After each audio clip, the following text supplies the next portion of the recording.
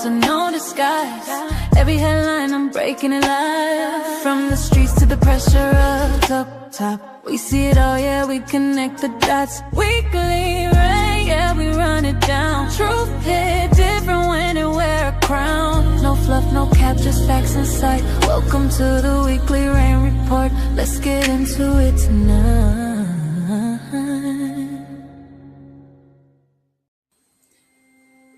Disclaimer: this broadcast is intended for commentary, discussion, and entertainment purposes only.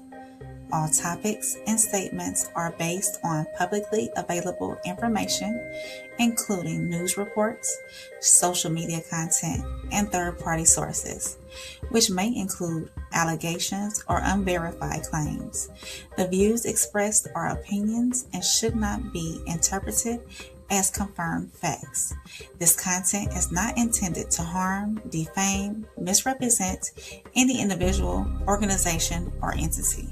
Viewer discretion is advised. What is good, YouTube? I have missed y'all. I needed a reset, realign, redo,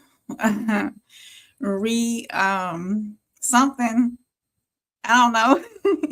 But no, I needed rest, y'all. I was doing a lot between work and streaming and everything, any and everything in between, being a mom and everything. I just really needed a reset. And I'm happy to say that I feel good and well rested, but I have missed y'all. Because I even last night and Friday night, I was like, ooh, I might come on here and do a quick live, but no, I said, no, I'm gonna stick to my plan, But welcome everybody that's already in here.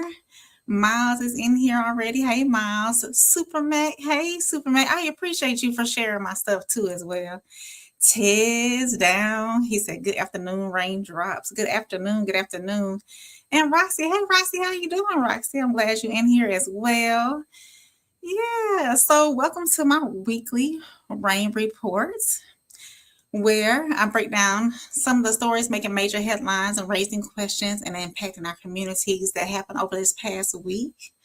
I have a special news segment for y'all tonight too, so keep a lookout for that. Tonight, of course, I always cover Radar Under Investigation, where the stories everybody's watching. I do have a segment called Policy and Pressure, the decisions making or shaping the nation. Then I go over to Hometown Rain, where I give you something that hits close to my neighborhood. And this week, I have a new segment called the Wellness Watch. And that's going to have like health stories that matter. And of course, I always bring you a little soul reset, because sometimes we do need like encouragement. And after all the news that's going on, we need something enlightening, so yeah. So I'm going to get into my first segment. Y'all feeling good on this Sunday? I'm feeling good. It's been great for me. I'll get into my first segment, and that is Radar Investigate.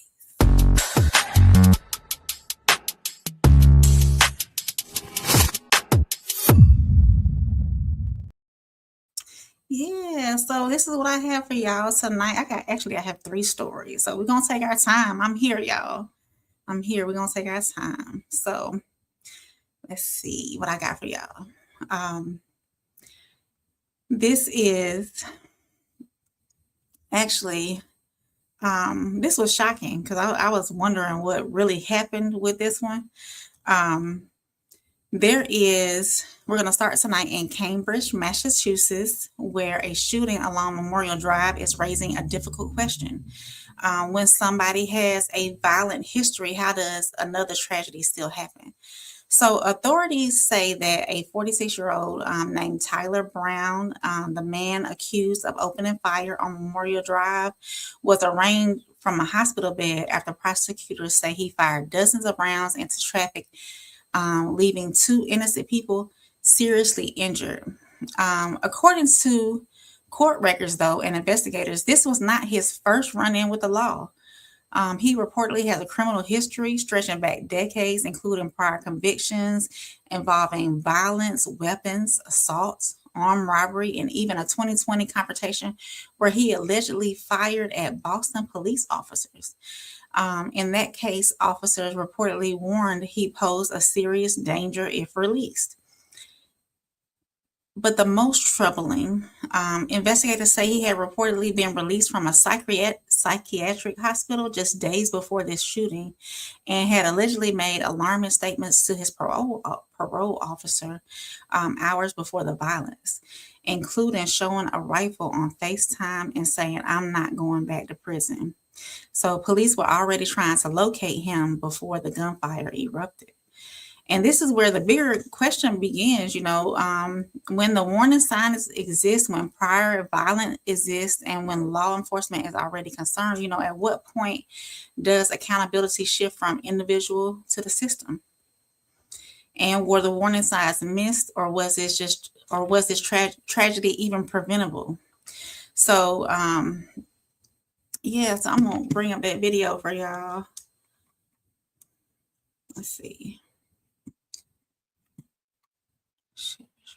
And thank y'all for being in here watching. I see the numbers are going up. Make sure y'all like, of course, leave a comment, subscribe, all that good stuff. Y'all know I'm here throughout the week, especially on No Middleman, and I do another live show on Thursday nights. So let's see. Let me pull this up. Share that. We're gonna get him up here. Of course, add to the stage. We can do it big. I'm gonna do it big for y'all tonight. So we're gonna listen in on this right there. We've learned one of the survivors who was shot on a Memorial Drive in Cambridge this week drove himself to the hospital after being hit in the head with a bullet. As new details emerge about the shooting tonight, we're hearing from the family of Sidonius Felix, a husband, father of 8, and MBTA ride service worker. NBC 10's Malcolm Johnson spoke with the family today. Malcolm, we've already heard incredible stories of survival. This one goes to a new level. Hey, Jen. It does, Glenn. I spent some time with the family this afternoon. It's difficult for them to talk about for obvious reasons, but they are so thankful that their loved one is still alive. As police say, Tyler Brown sprayed 50 to 60 shots from an assault rifle walking down Memorial Drive Monday. One bullet struck Sidonius Felix in the head. The family tells me, by the grace of God, Felix was able to drive himself to the hospital to receive medical care and is currently in recovery as he focuses on healing physically, emotionally, and mentally. But should Brown, who was previously in prison for shooting at Boston police in 2020, still have been in prison? It's clear now in hindsight he should have been in prison and receiving treatment for a lot longer period than he received. This individual, sadly, had a documented and very long criminal history of violence. Rachel Rollins was the district attorney when Brown shot at police. She proposed 10 to 12 years in prison. The judge gave Brown only 5 to 6. I was outraged that this individual was going to get such a short period of time. Well, there's a reason why members of law enforcement and elected officials ask for long sentences. We are thoughtful about it, or at least certainly I was, and it was just disappointing that we weren't believed or heard. And a disappointing time for somebody still here in the community, which is why this evening at 7:30, JC, they will be holding a vigil for members of the community in the neighborhood to come together. For now, we're live reporting in Cambridge. I'm Malcolm Johnson, NBC 10 Boston. Yeah, so that really leaves the question, should these repeat violent offenders be released? Should they be given the opportunity to be out in the public with everyone else? If they keep committing these same crimes over and over and over again, should they really be out there? Yeah. Hey, Kobe. Yeah, Kobe presents. Hey, Kobe. Thank you, Tristan, for doing that. I appreciate that. Miles said, looks like the system failed. Absolutely. I believe that in my personal opinion, yes. And Tristan said the judges are the problem to me because they're the ones that make those final decisions, right, Tristan, when it comes to their sentences and everything. Hey, souls, thank you for stopping in. I appreciate you. I do have another. I have 3 stories tonight for Radar and Investigation. Everything have been going on lately, so let me get to this next story, y'all. It's been hot this week. Hot. So I have, this was, I'll save this one for later. So this next story, I'm gonna switch it up just a little bit. So this next story, it feels less like a crime case and more like something pulled from a psychological thriller.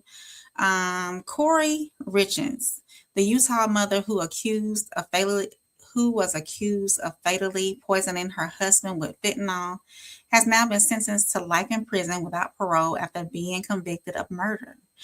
Prosecutors argue that Richens secretly poisoned her husband, Eric Richens, with 5 times the lethal dose of fentanyl in 2022.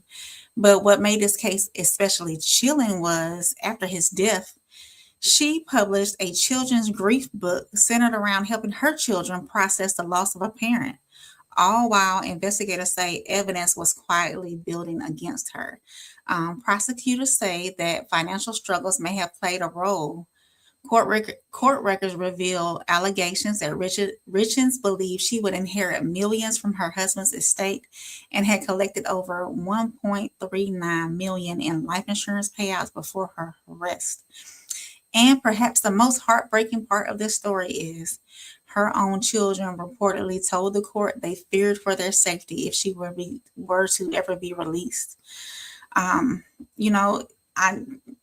leaves the question, how well do we really know people who are the closest to us, So I'm going to play this video for y'all so y'all can listen to her sentencing. Let's see.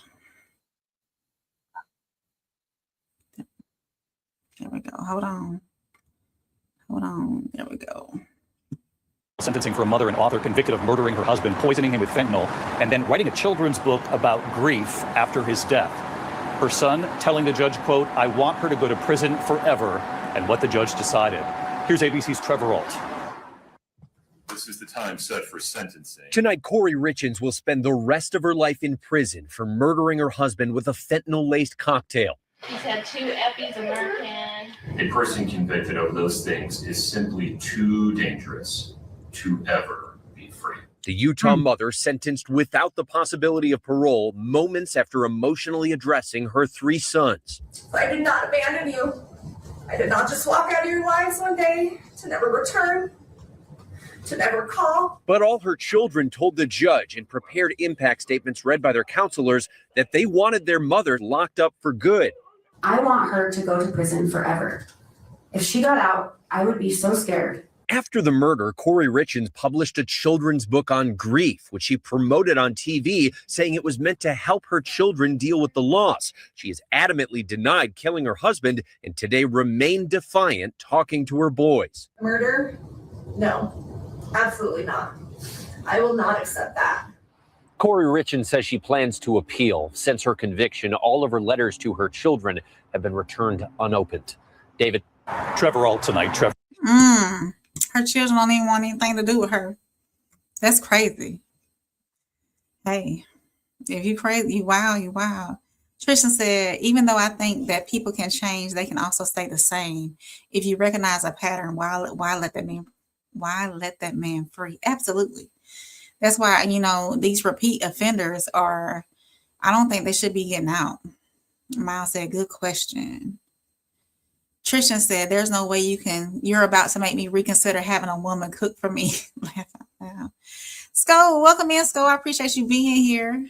So I have one more video. This is kind of like a wow moment for y'all.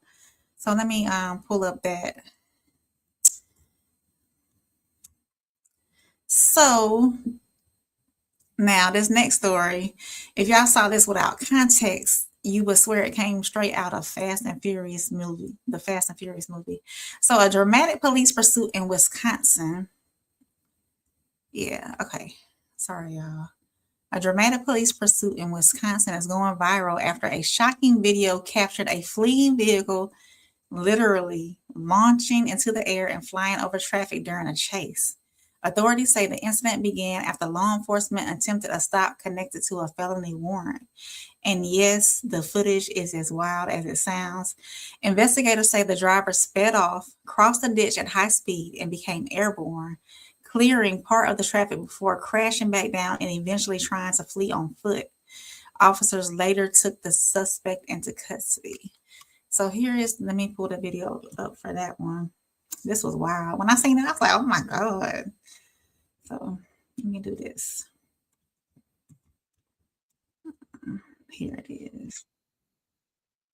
And it takes it a second to get to the part where the car is going into the air. So y'all hold on. Y'all be patient. Y'all be patient. So here we go. Coming up to Pioneer on Military. And then I'll slow it down. I got Pioneer Military. Through the intersection, passing Fleet Farm on Military. 016. Turning the Fleet Farm parking lot. 1116 approved. And request action, please.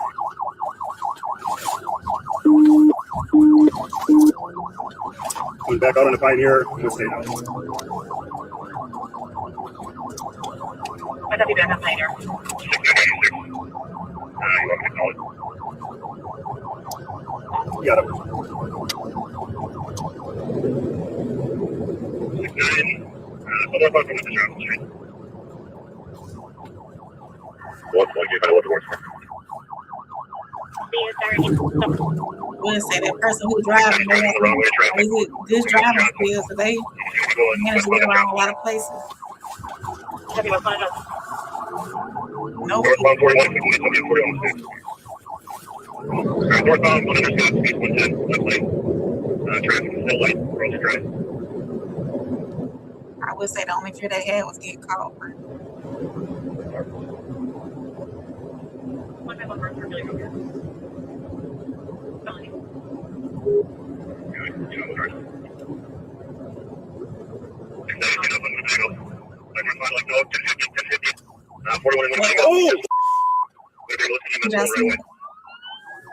I'm gonna slow it down. Hold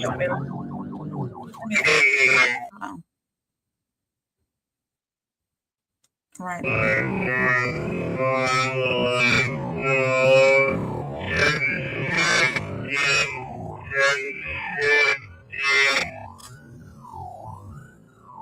mean, it went airport. Watch. Oh, the top of another car. Yeah, y'all. Did y'all see that? We'll finish watching the whole pursuit right quick. That's right, deputy. Crash show available. In the core of 41. I don't know what he driving, Miles. Running on foot, white shirt, black pants, black male. Over here with the dog.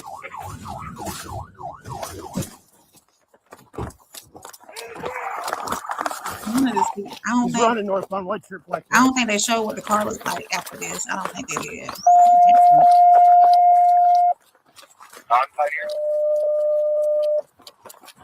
Get on the ground!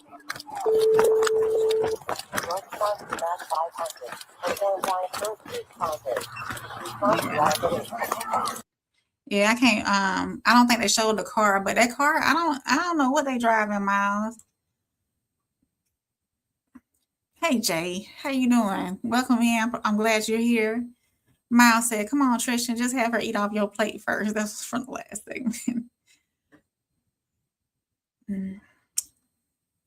Tristan said, "Facts, Miles." Tristan said, "Yo, this is wild. Put that in the next Fast and Furious movie and cut him a check." For real, he went like over top of the other car. It was wild. What is he driving? A Hemi? I don't know what he was driving, Miles. He said, "Nah, I would have gave up after that." He got out and ran. How would y'all rate his driving skills? How about that? So, according to the National Traffic Safety data, high-speed pursuits can place innocent drivers at serious risk. Not just suspects and officers, but everyday people who happen to be in the wrong place at the wrong time. So, when does the danger of the pursuit outweigh the danger of letting someone go? because one wrong move here could have turned into a mass casualty story. How y'all feel about that? About pursuits, when somebody's being chased in cars and whatnot, and you know, them possibly causing more damage than what they really did. Tristan said, although this is dangerous, this whole situation is fire. Yeah, Tristan, that was crazy. That happened, and it happened recently too, on the 9th of May, in Wisconsin. So yeah, it's wild. It's wild. Tristan said that if you can stop the person, I say go ahead. Yeah, I would say that too, but you know, after a while, he was turning curves. He's a professional driver, if you ask me that. Because he was doing some major stuff then. So next, now we're gonna move on to, and I appreciate everybody coming in and watching. Of course, make sure you like, subscribe. If you are catching this on the rewatch, my camera doing something funky. If you are catching this on the rewatch, make sure you leave a comment down in the comment section. I talk back. So yeah, let me move on to my next segment, which is policy and pressure. Let's see.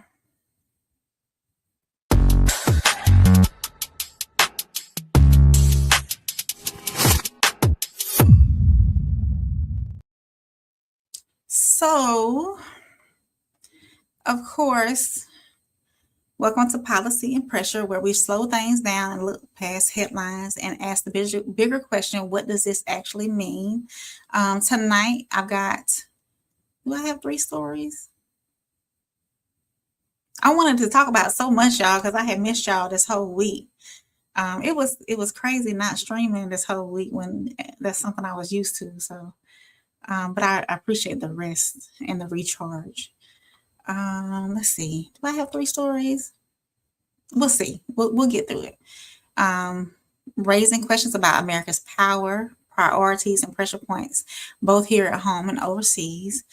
So, with my first story, I wanted to talk about was anything actually accomplished during Trump's China visit. So we know that Trump just wrapped up a high-profile visit with Chinese president. I'm not going to say his name, Jinping. And on paper, this was supposed to be a major moment. Trade tensions, Taiwan, AI, fentanyl trafficking, and even the growing conflict involving Iran were expected to be a part of the conversation. Now, visually, of course, the trip looked big. We saw ceremonies, the photo ops, state dinners, and headlines about diplomacy. But once reporters and policy experts started asking, okay, what actually got done? The answers got a little murky. So Trump hinted at possible trade wins, including discussions about China purchasing more American agricultural products and Boeing aircrafts. And both countries reportedly agreed to continue economic talks through new trade governance boards. But so far, there have been very few concrete agreements publicly announced. So here's where it gets interesting, though. On one side, Trump said progress was made, and on the other, China's messaging sounded more cautious, especially around Taiwan and security issues. So some analysts are even calling this a stalemate summit.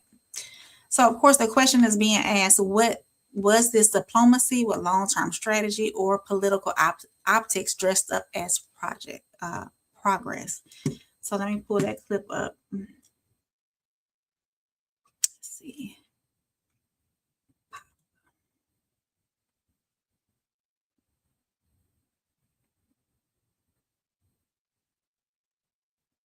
There we go. Let's see. I'm coming, y'all. I'm coming. Thank y'all for rocking with me. There we go. Washington after a 2-day trip to China and a meeting with the Chinese president. Natalie Brand has more details from the White House. Presidents Trump and Xi took part in a garden tour, tea ceremony, and second day of talks before a formal send-off, both leaders touting a historic trip. President Xi's an incredible guy. got along, made a lot of great trade deals. President Trump says China has agreed to buy more farm products, 200 Boeing airplanes, and even U.S. energy. The president also confirmed they discussed Taiwan, a flashpoint since Beijing claims the self-governing island as its own. I think the last thing we need right now is a war that's 9,500 miles away. I think that's the last thing we need. We're doing very well. With the U.S. defending Taiwan if it came to it? I don't want to say. I'm not going to say that. The president said he would make a decision soon on a previously approved multi-billion-dollar defensive arms package for Taiwan. Lawmakers have questioned why the president is stalling. State Department brought something to Congress. We made a decision on it quickly, and the president is the one that's holding it up. Look, we got to arm Taiwan so they can defend themselves for deterrence against. Chairman Xi is obviously very aggressive, and he showed that at the summit. The U.S. conflict with Iran was also in focus since China is Iran's largest trading partner. But President Trump said he doesn't need Xi's help. I'm not asking for any favors. Because when you ask for favors, you have to do favors in return. We don't need favors. Iran said Friday it doesn't trust the Americans and appreciates the diplomatic help of others. Chinese have a good intention, so anything that can be done by them to help. But the standoff in negotiations remains over Iran's enriched uranium. China's foreign ministry said President Xi will visit the United States this fall at the request of President Trump, as China touted the summit this week as, quote, historical. So there y'all have it. Boom. So what do y'all think? Do y'all think something got accomplished while he was over there, or was it just, I'm going to say, a dog and pony show? Miles said, I witnessed something similar, but the car flipped on its roof. Yeah.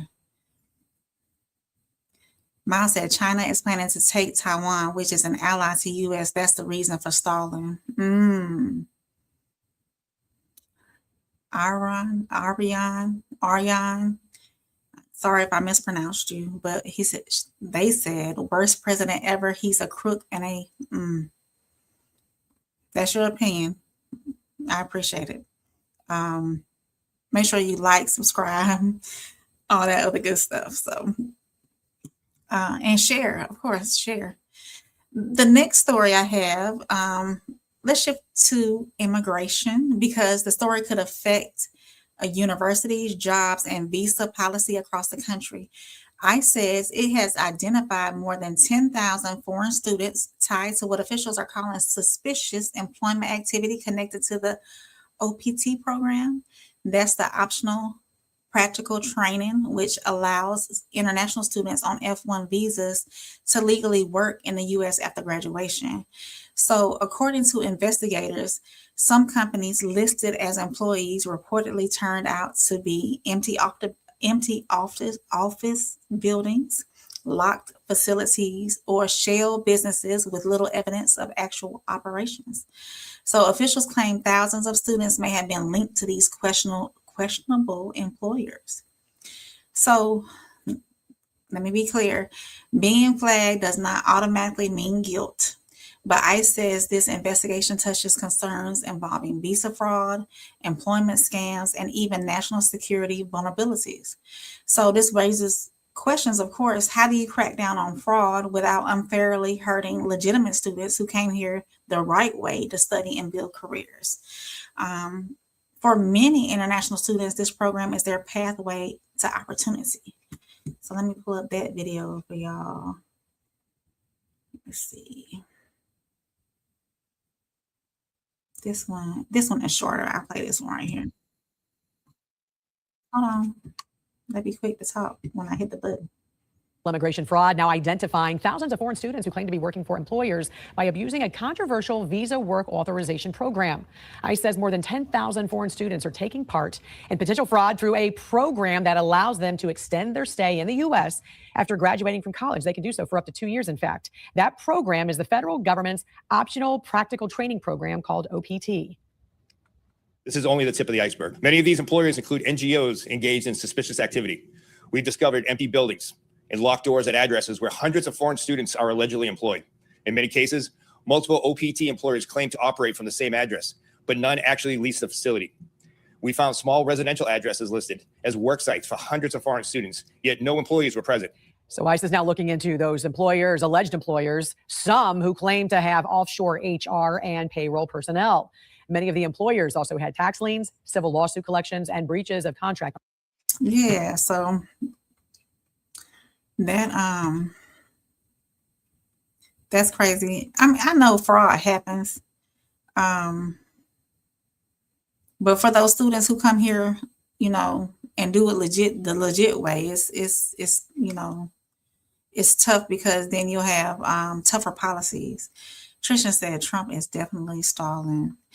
And Roxy said, hey, y'all, hit that like and subscribe button. Absolutely. While you're in here, hit that like button, hit that subscribe button, share it with a friend. If you're watching this on a rewatch, make sure you comment. I talk back, y'all.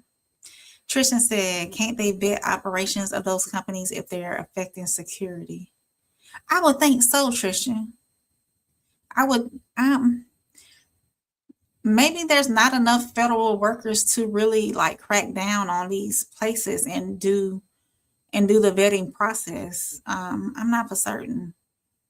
Why are they? Yeah. How long has this really been going on? That's one thing that I can say that's recently happening, especially with the daycares. I don't know if y'all heard about like the daycares not being really functional. Functioning daycares and whatnot, and people are getting hundreds of thousands of dollars of federal assistance from the government to make sure that, or to fund their daycare business for, I guess, people who need that assistance, but they're not really, when people show up to do investigations, there's nobody there. So Miles said $1 million handshakes. Tristan said, yeah, their daycare scam been going. Yeah. So maybe it's because, you know, everything's been popping up lately. People are deep diving into these PPP loans, into these other areas, and they have investigators looking and checking on things now. They're collecting yeah, absolutely, from the federal government. And that money could be going elsewhere, you know, instead of on these fraud places, you know, and things that we really need, you know. So I have one more story under policy and pressure. And so the Pentagon has reportedly, wait a minute, I clicked the wrong button. There we go. The Pentagon has reportedly canceled plans to deploy around 4,000 additional U.S. troops to Poland. It's a move that surprised lawmakers and even caught some allies off guard. Now, if you've been following global politics, you know that Poland has become one of America's most important allies in Eastern Europe, especially with ongoing concerns about Russia and regional security. Critics say that this decision could send the wrong message to allies who rely on U.S. military presence and reassurance. Supporters, however, argue Europe should carry more of its own defense burden instead of depending on so heavily on American troops. Lawmakers are already asking questions because Congress previously pushed to keep troop numbers in Europe above a certain level unless there was just strong justification for reductions. So what are we looking at? A smart military recalibration or America quietly pulling back from global commitments? So let me pull that video up for y'all. Let's see. I should have had this stuff in order. And I didn't. There we go. I didn't. Let me add this to this thing. We're going to play this. Now, I'm Austin in Westfall. Take a look. U.S. officials say that the Pentagon is drawing down thousands of troops in Europe by canceling deployments to Poland and Germany, as opposed to pulling forces already stationed there. The 4,000 troops are from the Army's 2nd Armored Brigade Combat Team, 1st Cavalry Division. Retired Marine Intelligence Officer, National Security Analyst, and the host of the Strat podcast, Hal Kempfer, still here with me to discuss. Hal, Poland's defense spending is in line with what the Trump administration has said it wants NATO allies to spend. So is the big question here, why is this happening to Poland specifically? Austin, that's actually the question that Poland was asking, which is why is this happening to us? Because Poland is almost, they're getting very close to that 5% of GDP investment in defense. They have been very much closely aligned in policy strategy with certainly what Washington wants to see happen with NATO. They've been very generous in terms of putting up U.S. troops and other NATO troops in their country, paying for their housing and a lot of other things. I want to go back to this. Paying for housing and a lot of other things. I want to go back to this. Let me find it. It's not going to let me pull it up. There it is. It says the decision to withdraw troops follows a comprehensive, multi-layered process that incorporates perspectives from key leaders in Yukon and across the chain of command. This was not an unexpected last-minute decision, and it would be false to report as such. Okay.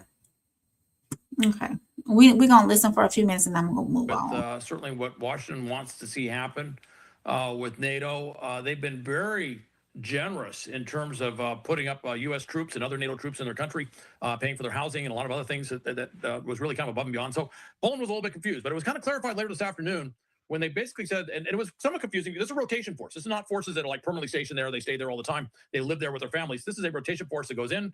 I think it was going to do like a 9 or 10 month rotation, then rotate out. And the advanced part of that, the equipment, a lot of other things had already been rolling into Poland, so it was already there. So it was suddenly turned off, and it was rather confusing. And what it boiled down to, as I explained this afternoon, was, look, we only have so much money in the defense budget, and there is no special additional appropriation for the war in Iran. That's coming out of the defense budget. And they explained that there's going to be a lot of things, a lot of routine training, a lot of permanent change of station moves throughout the Department of Defense or Department of War, a lot of things that are rather routine that we do that are going to be curtailed. And this is one of them. They're just simply not going to rotate that force in because we just don't have the money to do it. And I thought that was rather an interesting explanation. Certainly, everyone was kind of worried after what just happened with Germany. They said, "Oh no, is this some broader policy change?" I don't know if it's a broader policy change. I just think it's a budget issue and with major implications. So he's basically saying that it's just a budget issue, especially with the drawdown that they're doing in Germany as well. I know they were pulling out like 5,000 troops from Germany, a whole brigade combat team from Germany, and then now they're talking about Poland as well. So it's, I would say, a slight reduction. Yeah. So, but anyways, appreciate y'all watching. Of course, if you're here, make sure you like, subscribe, share this with somebody who wants to hear it. And even if they don't want to hear it, just hit share. It helps the algorithm, of course. And if you're catching this on the rewatch, make sure you leave me a comment. Because I talk back. So moving forward, I am going to move on to Hometown Rain. And my Hometown Rain is going to cover a story that hit close to home. Let me get that rolling.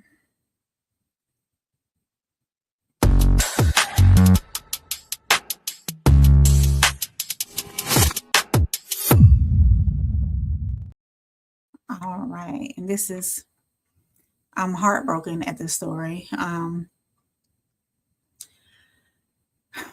So for this Hometown Rain story, I'm heading to Eufaula, Alabama, which is a little bit south of where I am. And a family is grieving the unthinkable after what started as a search for a missing teen ended in tragedy. An 18-year-old young man, Marcavis, described by loved ones as a young man with plans and purpose, was reported missing after family says he was last seen getting into a vehicle with an acquaintance back on May the 7th. According to family members, disturbing rumors began circulating in the community that something terrible may have happened. And this is where the story becomes heartbreaking. So loved ones say they spent days searching on their own. They didn't have support from the police as they thought they should have. They walked through rain and wooded areas, desperately trying to find answers.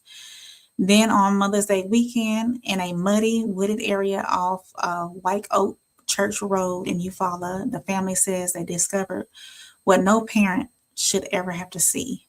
And I will say, I will give a disclaimer, y'all. Some of this is going to be graphic. So if you're sensitive to that, you may want to tune out for a few minutes and then come back. So the mother says that her son had been shot and burned. Authorities later returned to the scene to search for evidence, but at this time, investigators have not publicly identified a suspect. Though the family believes someone known to him may be responsible. What makes this even harder to hear is that the family says the 18-year-old had recently earned his GED and was working toward becoming a welder. He was a young man with dreams, plans, and a future ahead of him. So now the investigation remains active. Authorities are asking anyone with information to come forward. And tonight, the story leaves us with a hard question. What happened to this young man, and how do families find peace waiting for justice? So I'm going to play the clip along with this. If you're sensitive to things like this, you might want to tune out for a minute and come back. Let me see. It's very heartbreaking to hear this. And like I said, this is about 30 miles south of me. So it's been big on the news. I haven't heard any recent updates lately as far as like the investigation. Like the family seems to think they know who may have done this. And I think they're, and this is all alleged, y'all. So I think this, sooner or later, somebody will be, the police has suspects, if I'm not mistaken. So let's listen in. Let me add this to say, let's listen in on this. Barber County. The family of a missing 18-year-old says after searching for him for days, they made a horrifying discovery in the woods. WDHN's Elizabeth White has more for us tonight, and we do want to warn you the details in the story are disturbing. But they got to pay all I'm going to pay. Everybody that's involved, I want them to pay for my son. Everybody that's involved, go pay for my son. Everybody that's involved, go pay for my son. Everybody.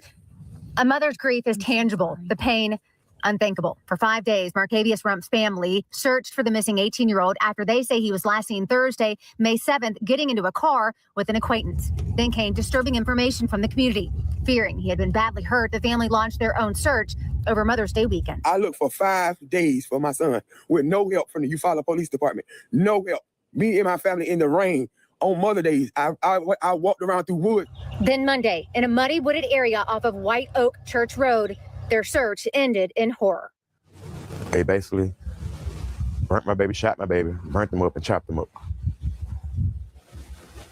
And you were the one that found? Yes. How does a father deal with that? I'm dealing with it best I can right now. Tuesday, investigators were back in the woods searching for evidence as the hunt for a killer or killers continues. The family does believe someone known to Marcavius is responsible, but police so far have not named a suspect. Marcavius had just earned his GED and planned to become a welder, a young life cut tragically short. This investigation is still active as authorities search for answers. If you have any information regarding this case, please contact the Eufaula Police Department, and we'll continue to bring you any and all updates, both on air and online here at WDHN. Welcome back into Live Now. Yeah, so sad, heartbreaking. Seemed like he had a whole life planned for him to be a welder and whatnot. I hope that they find out who did this to that young man, because it's so heartbreaking that happened. If you are catching this on the rewatch, make sure you like, comment, subscribe, leave a comment. I talk back. For right now, I'm talking back. So Ted said, get it. Tristan Rose responding to my last segment. He said, yeah, that's my thing. Who's cutting the check to make that happen? I don't know, Tristan. Miles said he was 18, Tristan, 18. Tristan said, rest in peace to that young man. Absolutely. It's a horrible way to leave this earth. Of course, it's probably is not deserving. Yeah, Tristan said, I can only imagine discovering something like that. And the parents had discovered it. That's what makes this so tough, because his own parents discovered it. And and they said they wasn't getting any good response from or any help from the local police station. It's tough. So prayers to that family. Make sure they get the justice they need, the peace they need, the comfort and all that. Tristan, I'm not for certain why the police didn't help. Eufaula is a very small community. I don't know. Their population is real. It's a tiny town on the Georgia-Alabama border. So I'm not for certain if they didn't have the capabilities to do a search, or if they just didn't want to, because we are in the South. So you know how those I'm not going to put any things out there. International Scope said they say it's the people closest to you. They say he got in a car with an acquaintance. So, but I'm pretty sure whatever happened, that 18-year-old did not deserve to leave this earth in that fashion at all. So said, rest in peace to that young king. Absolutely. He was doing something with himself. And he just had got his GED, was going to welding school. Forever angel now. So forever angel. So yeah, so moving forward, I know that was heavy. We're going to get into my new segment, and it's called Wellness, the Wellness Report. We have one more comment though. Probably sheriff deputy is not a complete force. Yeah, I'm thinking so. Okay, so let's look up before we move on, I'm going to look up the population.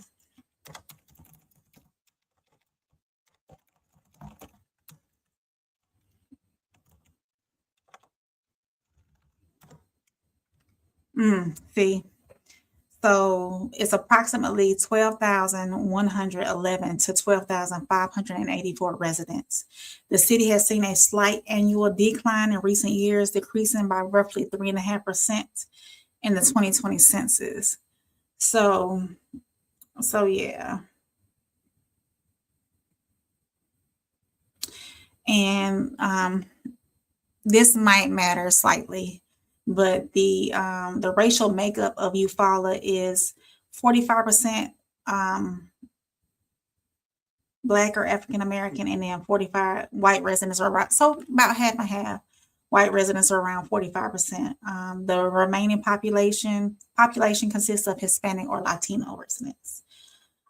So yeah, very tiny town, very tiny town. Trishan said, it's always the young men that got something to work towards. I know, Trishan. So heartbreaking. Very heartbreaking. So my next segment, brand new segment, is the Wellness Watch.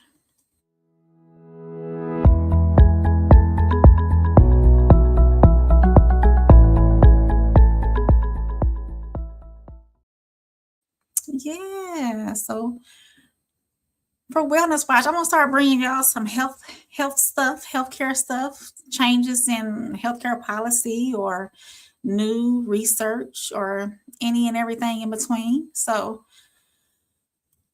let's see. I got my notes. I'm trying to get my notes, y'all. I appreciate y'all rocking with me though, for real. I love y'all. I've missed y'all, but I'm well rested. And I'm ready for no middleman this week. And I'm ready for me and Souls are doing another episode of Same Soil, Different Roots. Yeah, so we got a lot coming up for y'all this week. So before I move on, I'm going to be transparent.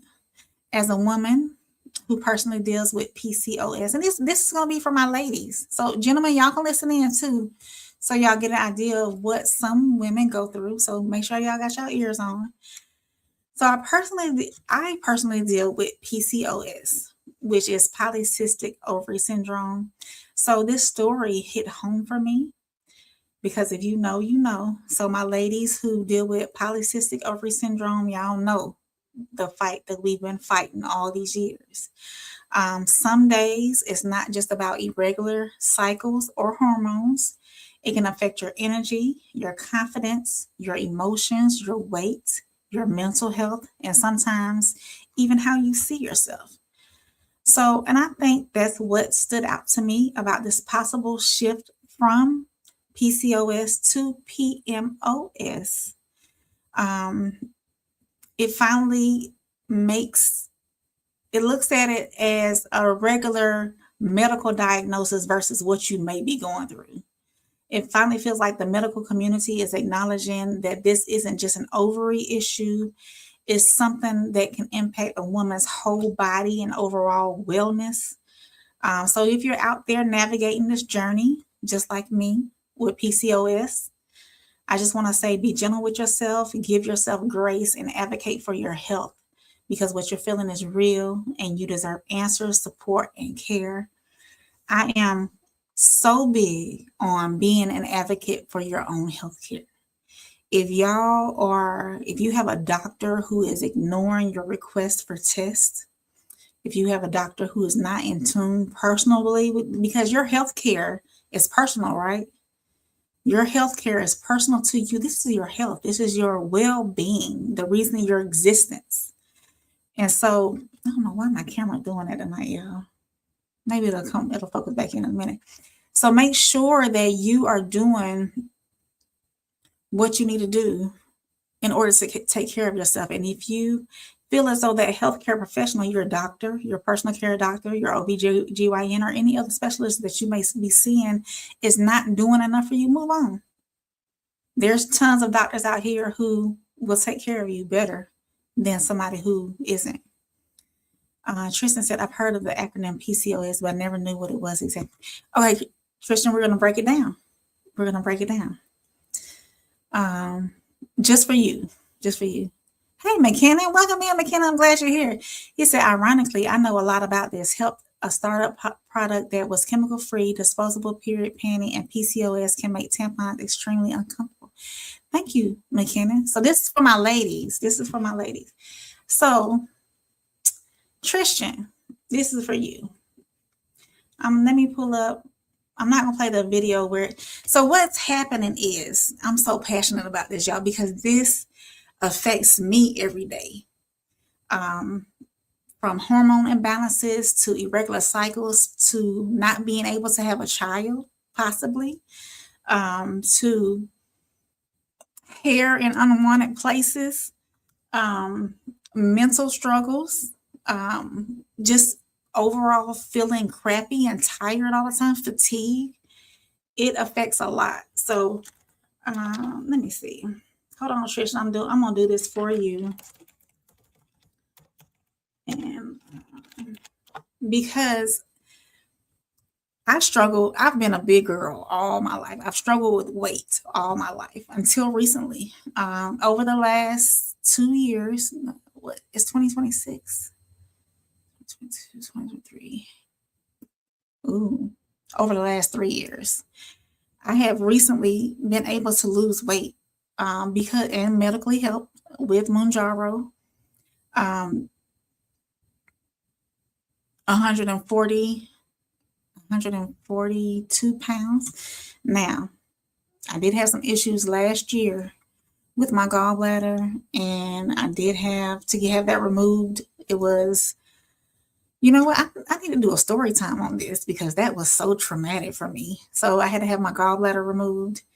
And thankfully, though, while I was having a CAT scan for my gallbladder, they found a mass on my pelvic, in a lymph node that was in my pelvic.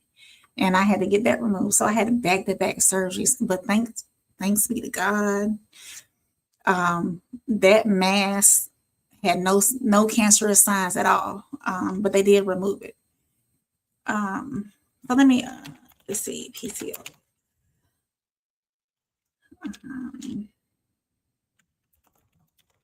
I'm gonna put what is PCOS.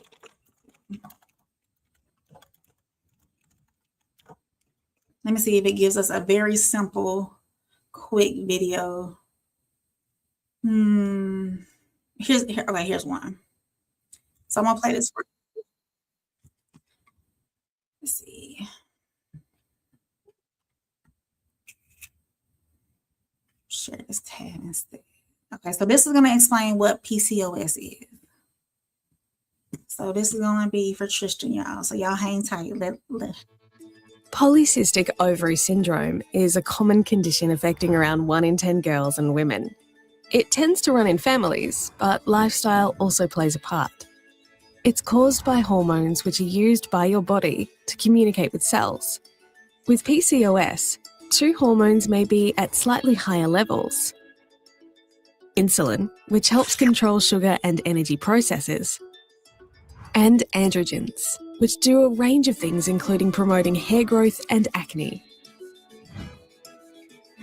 Symptoms may vary from woman to woman, but commonly include severe acne, increased body hair around face and stomach, mood changes, increasing weight and infertility, and long-term risks including diabetes. 2 out of 3 signs are used to diagnose a woman with PCOS. Slightly higher levels of male-type hormones found either on a blood test, or acne and increased facial and body hair. Irregular periods. Underdeveloped eggs in the ovaries, often incorrectly called cysts, found from ultrasound. Your doctor will confirm if you have PCOS. The best treatment for PCOS is exercise and eating a healthy diet. Also, medications such as the contraceptive pill and metformin can help to keep your hormones within the normal range. Some women with PCOS may need some help to get pregnant. The good news is that women with PCOS mostly have the number of children they wish, but they may take a little longer and often need medication for a short time. So it's good to plan for this by starting a family prior to the fertility decline at around 33 years. It is also common to experience depression and anxiety. Being active, eating well, and getting the right support are all important. There is no cure for PCOS, but symptoms can be managed and women can enjoy a healthy life. Yeah, so that's a little quick rundown of what PCOS is. I was formally diagnosed with it, I would say, I know it was before I had my son, and I had my son at 32. So a couple of years before that, I always had irregular cycles. It was always hard for me to lose weight. I would say I'll give you an example of hard for me to lose weight. In May of 2020, I worked out 5 to 6 days a week. I watched and monitored everything that I took in. Now that workout did include cardio and lifting. So I did reshape my body. I did lose fat and then gain muscle with that. But all throughout that whole month of May, I did not lose any weight. Now I lost inches, but I never lost any weight. There are a lot of women out here who do have PCOS who are active, who are just a little thicker, and they can't lean out. They can't get rid of the fat. They can't lean out. I have PCOS with insulin resistance, and that's how I was able to get assistance with Mounjaro as far as the insurance company approving me for. I am so thankful and overly blessed for Mounjaro, because over those times of me working out constantly, trying to lose weight, trying to eat correctly, I will say this, I look at a piece of bread and I probably gain 5 pounds. I definitely have to watch my carb intake. I have to watch gluten, things that have gluten. I do have to do carb cycling. I will say recently I fell off. I really fell off and I gained some weight. I deal with inflammation. There's a lot of things that I have to be so intentional and particular about when dealing with PCOS. If not, it'll get out of hand. I will be transparent. My highest weight was 420 pounds. So, and it wasn't fun at all. It was not fun. It's tough with being a woman with PCOS because I was always told I couldn't get pregnant. And I just had that fear that I would never be a mother. So I'm so thankful that God blessed me and I was able to be a mother, or I am a mother, and I'm thankful for that. And I'm going to go ahead. I'm going to stop. This is going to be a story time. I'll do a story time on PCOS, my journey with PCOS, my journey with GLP-1s, and being a mother, and any and everything in between. So I'm going to go ahead and finish up this story because y'all been rocking with me for a whole hour now. I really appreciate it. Richens said, I'm going to get to these comments and then I'm going to play the video, because what's happening is polycystic ovary syndrome had been overlooked so much because doctors say, well, if you were to lose weight, then you wouldn't have all these symptoms. If you were to eat correctly and, not indulge in sugars and all this, my body has trouble even processing natural fruit sugars, so it's tough for a doctor to say, well, if you would lose, for years, see, I'm getting into that spiel again. I'm going off track. For years, I was told to lose weight.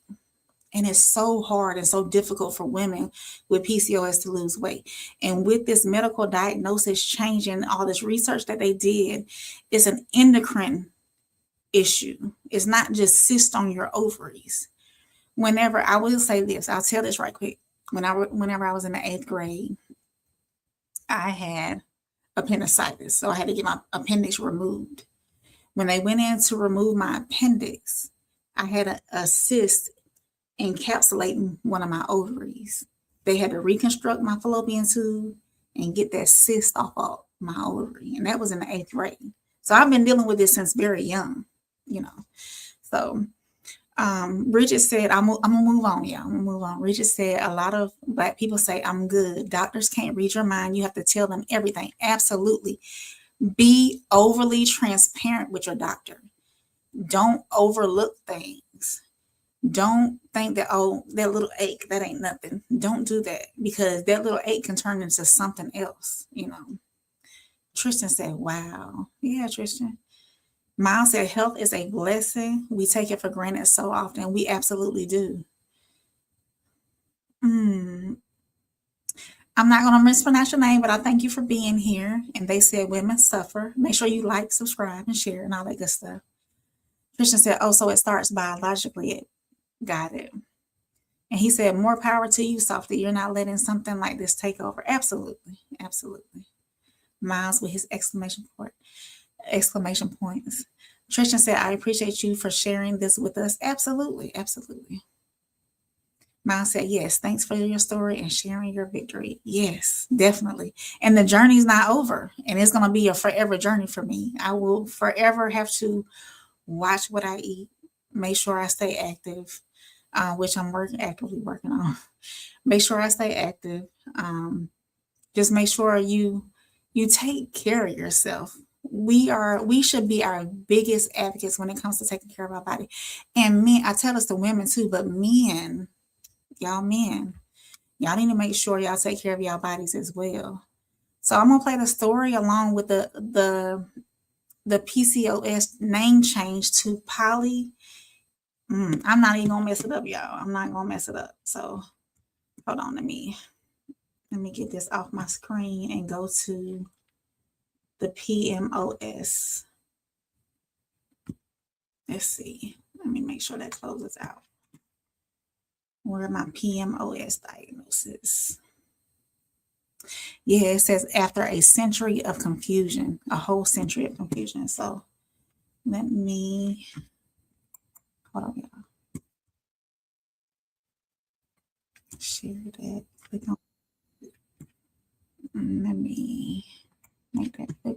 All right, we're going to listen in on what prompted this change from PCOS to PMOS and all that good stuff in between. So we're going to listen into this. And then I got one more segment for y'all, the soul reset.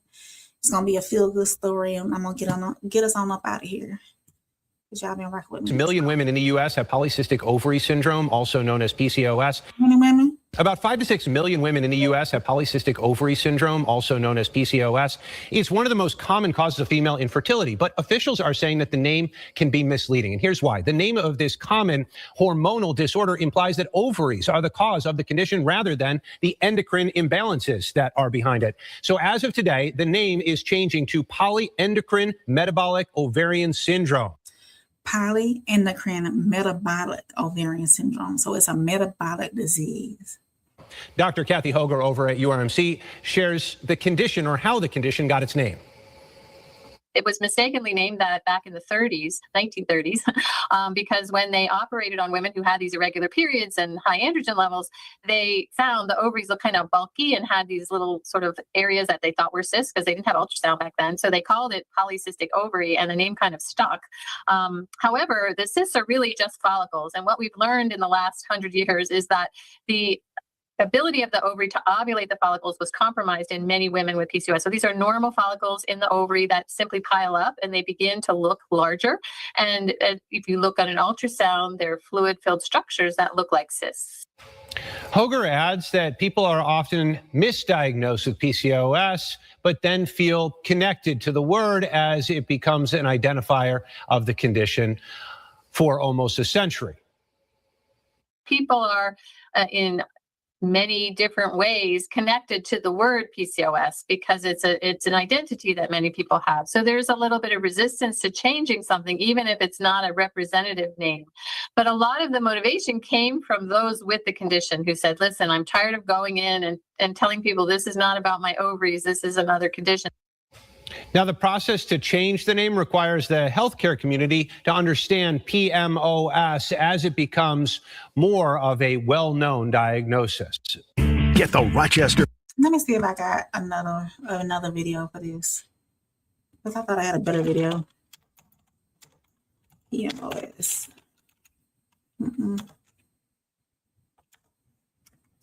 Let's see.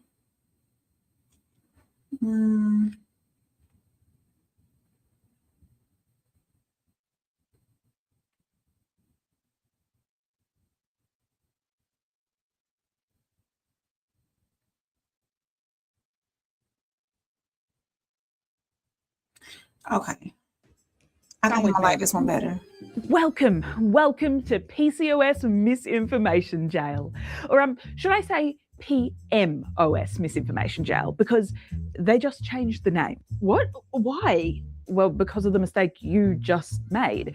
Calling it polycystic ovarian syndrome naturally makes one think that it's all about, well, having cysts on your ovaries. But in reality, those cysts aren't actually cysts. You don't need them to be diagnosed. And even when they are there, they're just one symptom of a much more complex condition. See, before an egg is released during ovulation, it needs to be matured. So the ovary grows this little fluid-filled sac called a follicle for it to marinate in. After the egg is released into the fallopian tube, that sac gets reabsorbed and the process starts again. But sometimes these follicles just pause. They never release an egg, so they don't get reabsorbed, and you end up just having a bunch of them hanging out there looking, well, kind of like cysts. And while this is much more common among people with PCOS, it does happen to all ovaries from time to time. So simply having these dormant eggs and follicles in your ovaries isn't enough to be diagnosed, and you can certainly be diagnosed without them. Okay, well, if it's not about cysts, then what is it? The artist formerly known as PCOS is in fact a full body condition involving an imbalance of hormones such as insulin and testosterone in those assigned female at birth. Obviously, this impacts your reproductive system. It's why the eggs often don't release, and it's why irregular ovulation and thus irregular periods are such a hallmark of the condition. But that's not all that those hormones do. They impact where your hair does or doesn't grow, how oily your skin is, your mood, your mental health, and your metabolism, aka your body's ability to turn food into energy, which is why weight gain and fatigue are so common. This is why medical experts around the world have agreed to change the name from polycystic ovarian syndrome to polyendocrine metabolic ovarian syndrome. Poly, multiple, endocrine, hormones, metabolic, to do with energy production, ovarian, because while reproductive health isn't the only thing impacted, it's still a big part of it, and syndrome, like from The Incredibles. The truth is, we don't know exactly what causes PMOS. It's an under-researched and often misunderstood condition. And you know the rule, whenever there's a gap in medical understanding, you'll find grifters. Hey, my womb warriors, here's how I cured my PCOS in just 12 weeks with a low-carb, high-protein keto diet and this amazing all-natural supplement. As a link in bio. That is enough of that. And welcome. No, you cannot cure PMOS. Given this is a metabolic condition, it's true that lifestyle changes like improving your nutrition are some of the first-line treatments to help reduce symptoms. But highly restrictive diets carry their own risks, both physical and mental. So do unregulated supplements, not to mention the cost. I get it. The medical industry doesn't have the best track record with women's health, and the promise of natural cures can be super tempting. But you should never be making drastic lifestyle changes without consulting your doctor first. Sorry, but I know for a fact that PCOS, PMOS, okay, is caused by your birth control pill. It makes your symptoms worse and it causes you to be infertile. No, it doesn't. There is zero evidence for that. Actually, the combined oral contraceptive pill is another first-line treatment for people with PMOS to help them manage their symptoms, including irregular periods, and help them live a better, healthier life. Obviously, they aren't going to be all that helpful if you're actively trying to get pregnant, but taking them, even for extended periods, has no long-term impact on fertility once you stop. Oh, sorry, I'm just here to pick up my niece. I couldn't help but overhear. Why are you talking about getting pregnant at all? I mean, PCOS literally means you are infertile. Get in. Yes, PMOS is a leading cause of infertility. I mean, the less you ovulate, the less chances there are to conceive. But that doesn't mean no chance. So if you don't want a baby, you still need to use contraception. And if you do want one, there's some really effective medications out there now that mean the vast majority of people with PMOS. Yeah, so she went into a little background. Maybe y'all get a better understanding of women and fertility and PCOS, PMOS. I am thankful for the diagnosis being, well, not the diagnosis, the name being changed to a metabolic syndrome. I am excited to talk to my doctor about it. I actually go see her at the beginning of next month to see if this is going to open more doorways for me as far as like my hormones and everything else, because I've never, to be transparent, even with my OBGYN and my doctor, I've never had my hormone levels checked. So I'm hoping that maybe now with this name change, with it being a metabolic, endocrine metabolic issue, officially changed to that, I'm hoping that it opens those doors for me. I've asked here and there for hormone checks and whatnot, but they haven't done any of that yet. So I'm hoping that this is going to open up those doors for me when it comes to this. So Miles said, yeah, we hard-headed with our health. Y'all men are, yes. He said he had a scare about 2 years ago, basically neglect and bad diet. Yes, we only get one of these vessels. We have to take care of it. Supermax said, never good being at the mercy of emerging science. Absolutely. Uncle Plug, welcome in, Uncle Plug. I appreciate you being here. And Supermax said, people that get it don't get it. I got you, Supermax. So I'm going to move forward to my last segment, a feel-good story. And I just closed out my browser, y'all. Hold on.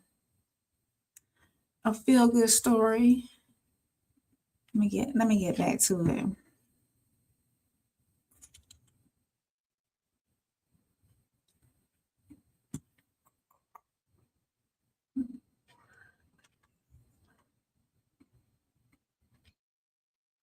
Hold on.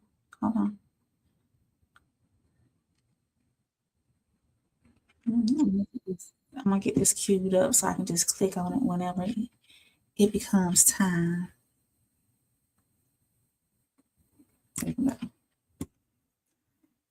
Just say yes, this is very important. Absolutely. So we're gonna move on to my next segment. If y'all, before we move on to this next segment, if y'all are catching this on the rewatch, make sure you comment. I talk back, and make sure you like and subscribe. Yeah. Hold on, y'all. So our next segment is the soul reset.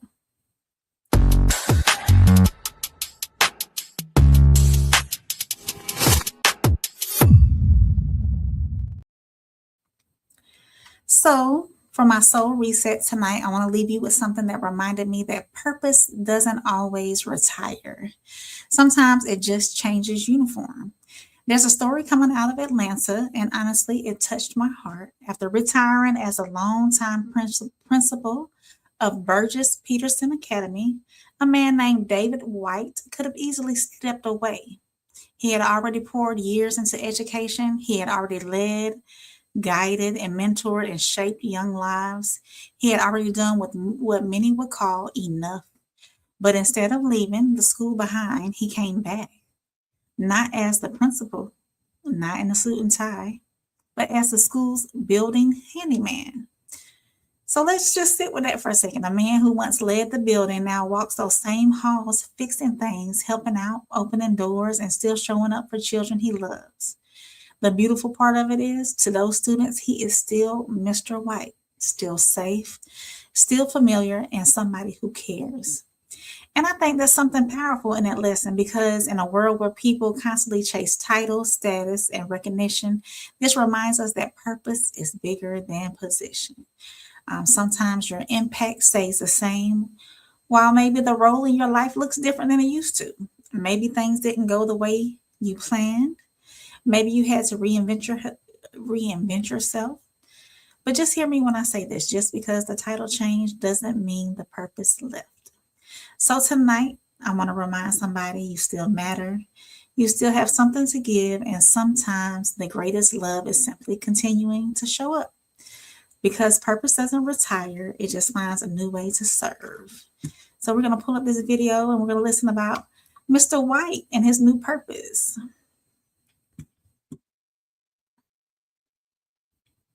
Didn't last long for one Metro Atlanta school principal. After 10 years leading the campus, he's back, but this time he's making sure everything inside of it runs smoothly. Our Kaylee Fedko caught up with him. He spent a decade leading the school. Now he's back, keeping the lights on. I was always afraid of these before. I thought they would electrocute me, but they won't. David White retired last September from being principal at Burgess Peterson Academy, but home didn't suit him for long. I found myself really kind of lonely and disconnected. I'd lost my sense of community for sure. So when this position became available, I kind of laughed because I used to say that it would be the perfect retirement job. He applied for the open site operations job and got it. The same man who once ran the school now fixes what keeps it running. I find myself now always looking to see if there are lights that are burned out, if there are issues that need to be addressed. There's always the need for touch-up painting, right? Because kids have dirty little hands and they love to pick paint. Like this broken bathroom light, just another problem he's used to solving. So this light started flickering yesterday, like just blinking off and on. And so of course the kids were saying it was haunted. Around here, his impact hasn't faded. Students and staff still light up when they see him in the halls. It's so great to see their excitement to be here every day. And it's been great to see them so excited to see Mr. White. I really feel that having him back has added so much value to our community. Just now, with a tool belt and a new title, proving no matter the role, some people never stop showing up for the places they love. Yeah, y'all. So that's our solar reset for tonight. He didn't want to go home and just retire. He still had to serve his purpose. So that's a good feeling because we sure did hit on some heavy stuff tonight. So Supermac said his wife calls. Good show. I'm out. Thank you, Supermac. I appreciate you being here. Tell the wife hi. Appreciate your time. So, of course, y'all, that's it. That's all I have for y'all tonight. I will say this. Y'all can catch me tomorrow. Catch us tomorrow on the No Middleman panel. We usually go on about 9:45 Eastern, 8:45 Central for my people on Central Time. And that's me, Uncle Plug, and Souls of Thought. We bring y'all No Middleman on Monday. I don't know what the lineup is going to be the rest of the week. Oh, catch us on Wednesday Rewind. This Wednesday, we're doing a rewind. No Middleman turns 1 year old on July the 1st. No, is it July the 1st? Yeah, July the 1st. No Middleman turns 1 year old. So make sure y'all continue to tune in. I don't know exactly which show we're going to be reviewing or rewinding on Wednesday. Wait a minute. Miles got he said great story, but is he qualified and who did he steal that job from? I don't know, Miles. I don't know. But make sure y'all tune in on Wednesday for the rewind, and make sure y'all set y'all calendars for July the 1st. It's gonna be epic. No Middleman will be turning 1, and the journey has been fantastic. I have enjoyed it. I still appreciate and thank Souls for introducing me to this streaming and content creation and his ever evolving creative mind. So I'm thankful for him. I'm thankful for everybody in the Raw Society Coalition. Classic, Tez, Uncle Plug, y'all seen him in here. Ted, y'all seen Tez in here as well. Classic, he goes live 10 days a week, I always say. And Souls has some good shows and whatnot coming up. If I'm not mistaken, me and Souls are gonna do another episode of Same Soil, Different Roots this week coming up. So y'all keep an eye on that. If you have not done so, let me get our Discord pulled up.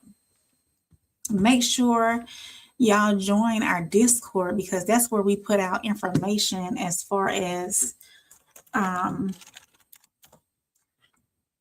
that's where we put out information as far as like the shows we have. Y'all can talk to us and we'll talk back. Y'all can give us ideas and let us know what y'all want to talk about. And let me put that in there. Let's see, invite the server. So here's the link to our Discord. And I'm going to get the link to the Raw Society Coalition page because y'all can go over there and get all the links to our pages. I'm not going to post every single link tonight. So I'm going to go ahead and get up out of here.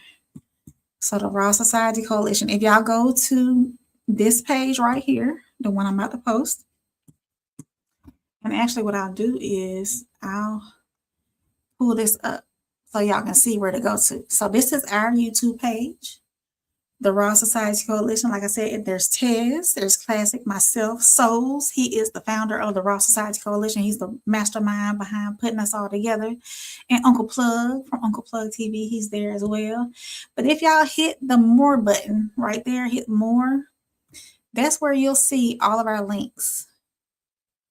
You'll see Souls of Thought, the Classic Codes, me, Soft Rain, the Tez Down, Uncle Plug TV, and our Discord. I think I need to update that link for Discord because Discord will be changing the links for the invites.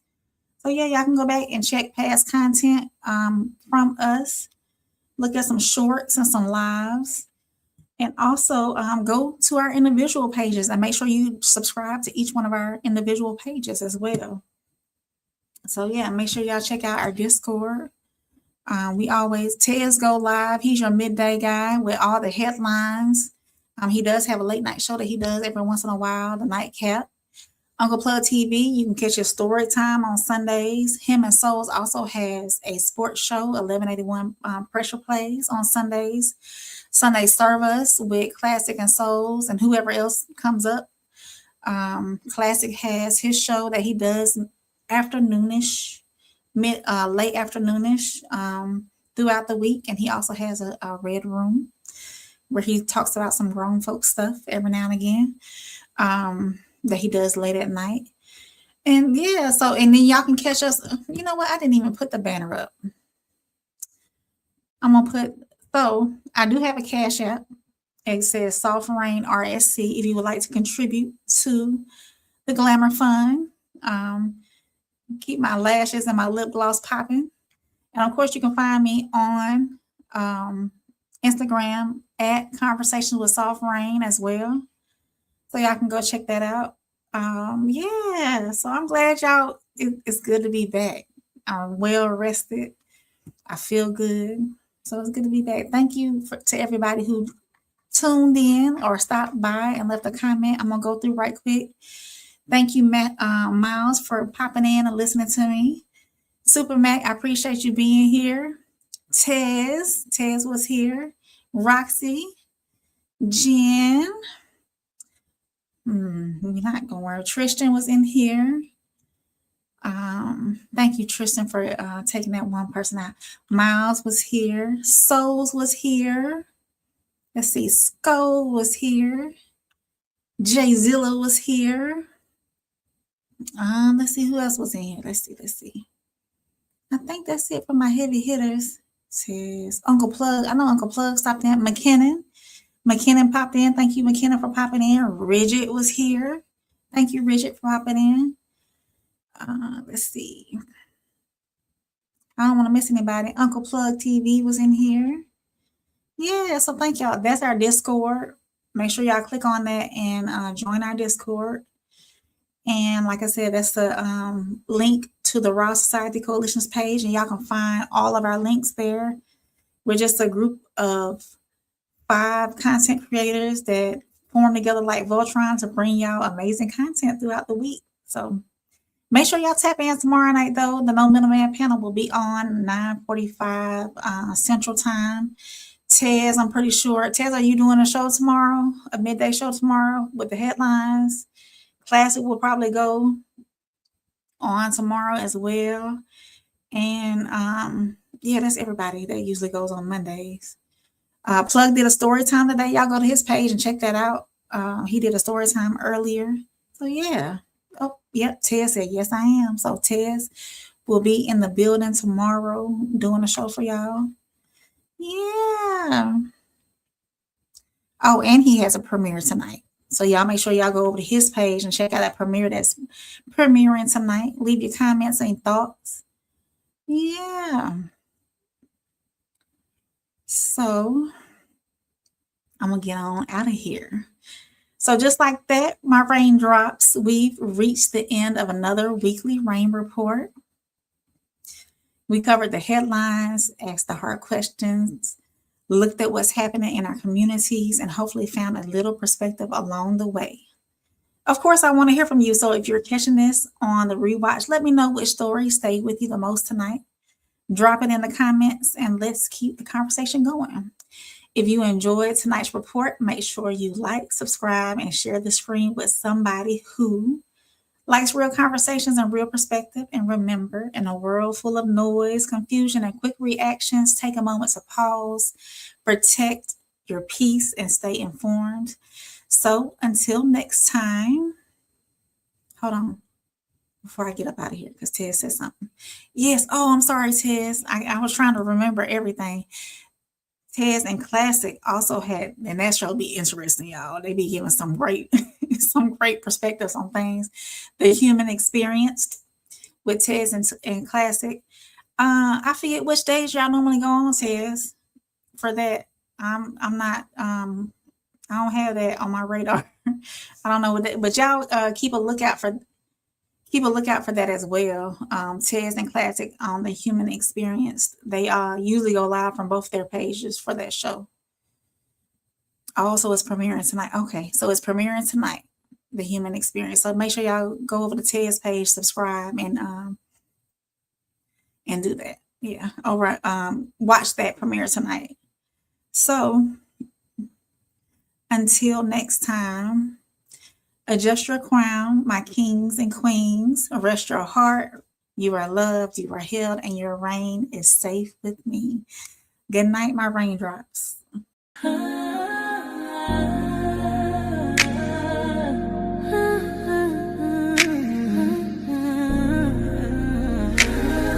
It's your girl, Soft Rain. Real talk, no filter, no disguise. Every headline, I'm breaking it live. From the streets to the pressure up top. We see it all, yeah, we connect the dots. Weekly rain, yeah, we run it down. Truth hit different when you wear a crown. No fluff, no cap, just facts in sight. Welcome to the weekly rain report. Let's get into it tonight.